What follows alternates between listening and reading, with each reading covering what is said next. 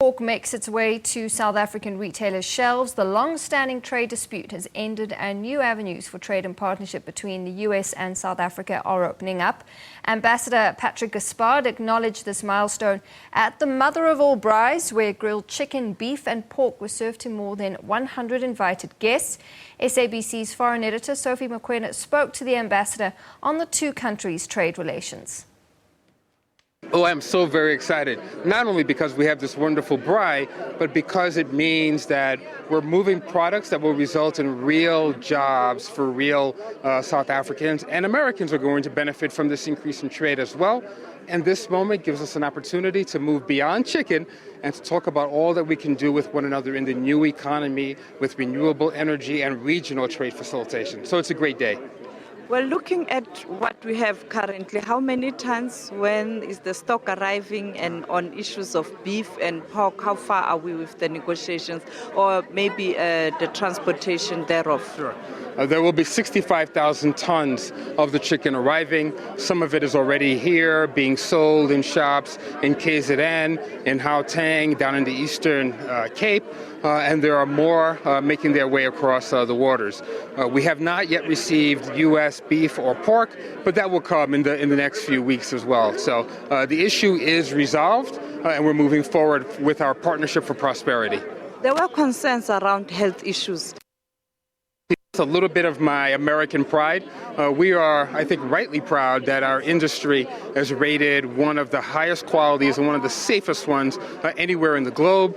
And your own health minister, who is widely respected internationally, Minister Aaron Motsoaledi, has given this his seal of approval. If it's good enough for Minister Motsoaledi, I think it's good enough for me and just about everybody else. Very incredibly high standards here, and I hope that you will get to sample some of it today.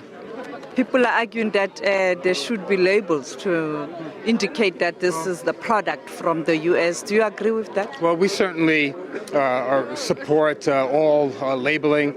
It is labeled as it arrives in South Africa, and then there are decisions that are made by local distributors about how they move the product. That's outside of our purview, and that's something to be resolved amongst South Africans. But I will tell you that those who have already had U.S. chicken think it's a fantastic quality, so I know that as labeling increases, that's only going to increase the appetite the South Africans have to grab the U.S. product off the shelf.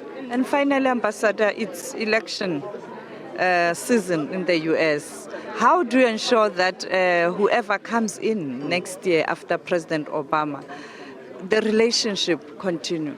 Well, it's election season in the U.S., but it's also election season in South Africa. And all of us should recognize and really appreciate the fact that we have strong and enduring bonds that survive beyond election cycles, beyond trade negotiations. When President Mandela had his first bilateral with President Bill Clinton many years ago, both sides recognized the shared values that are expressed in our constitutions that reflect one another. We've only strengthened those bonds in this period, and I'm certain that whoever's president of South Africa next, whoever's president of the United States next, will continue to move our relationship from strength to strength.